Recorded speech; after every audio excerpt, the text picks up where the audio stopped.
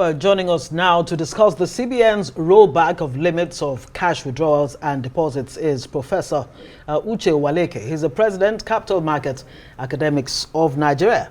Thank you very much for joining us on Newsnight. Thank you. Two issues that I believe we need to look at tonight. I mean, one on the, well, you might say both. In both cases, this seem to be good news. I mean, with Nigeria doing well in terms of the GDP growth. But let's zero in on this latest development with the lifting of limits on cash withdrawals and deposits. Initially, the impression was that the lift was removed totally, but you know, taking a second look, it's not exactly that. But really, how will this impact Nigeria's, financial landscape? And what exactly do we need to know in terms of details of this new policy?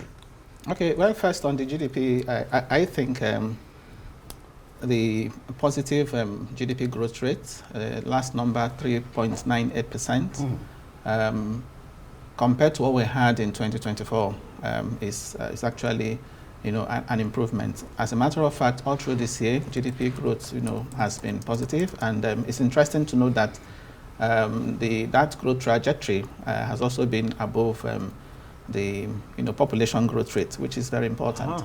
But let me also say this: that yes, while we celebrate GDP growth, what is more important, should be the quality of that growth.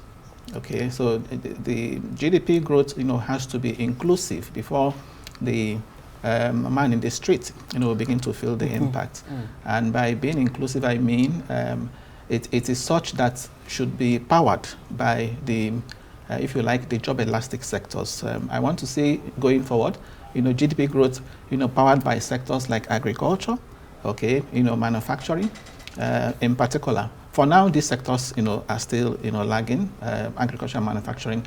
GDP is still being powered by the services sector. But what the good news, though, is that what is actually driving GDP growth today, is the non-oil sector. Now, to the question you asked about the limit. Yes. Now, of course, for me, it is a welcome development. You see, now the worry today is not rising inflation.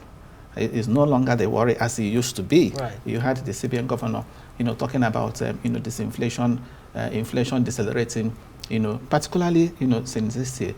Today we have inflation rate that is close to the target that the government sets for itself in 2027, 2025. That's this 15% target.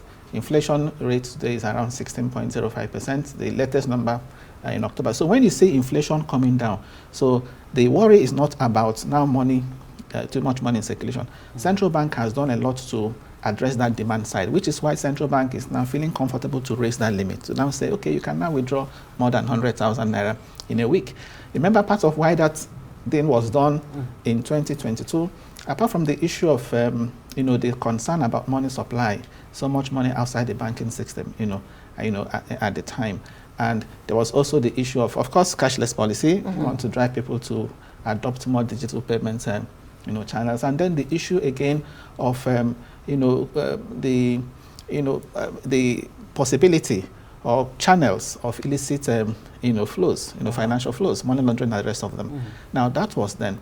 Now, today, what do we know? But of course, we know that that policy too created a lot of hardships for micro businesses, for small businesses in the rural areas, okay, particularly where we don't have this penetration of digital payment platforms. So it is that the central bank now has recognized that there's need to lift that limit to now say you can now withdraw as much as 500,000 naira, in a week. So that limit is still there, but has been increased. But for me, what is also very striking and more important is that they have also lifted, completely the limit on deposits.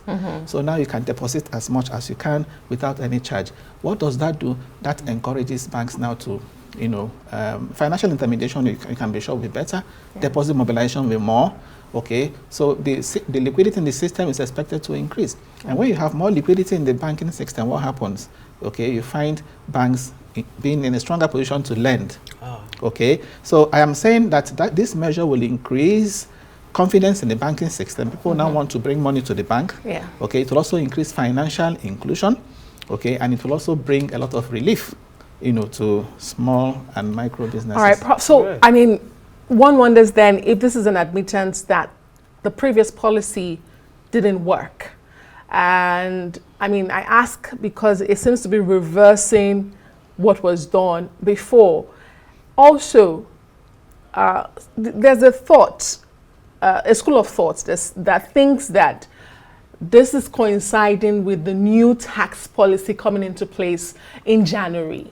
So is it to encourage people to bring in their money for taxation? There are those concerns, being spoken about in hushed tones. Yes. Why this now? Why is it January 2026 when the tax laws are coming into effect? And are there any likely knock-on effects?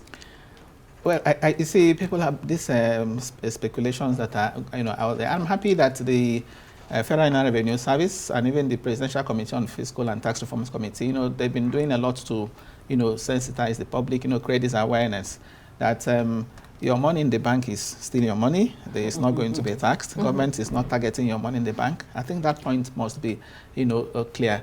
Tax is based on income.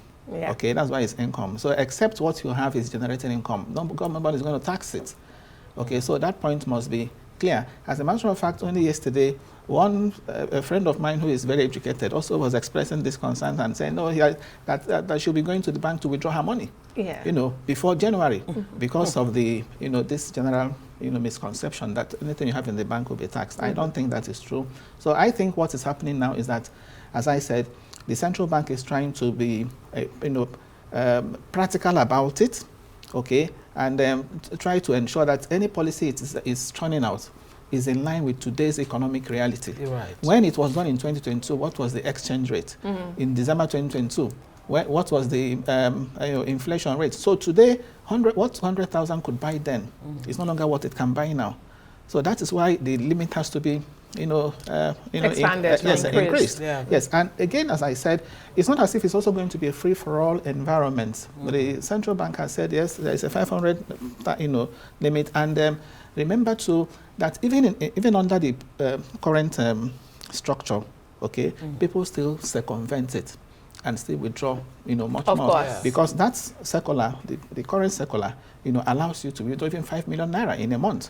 And for corporates, 10 million naira, based on special authorization. Yes. And that circular too, exempted, embassies and, diplomatic missions. And that won't be the case this time. Yes, it's not the case because they were also circumventing.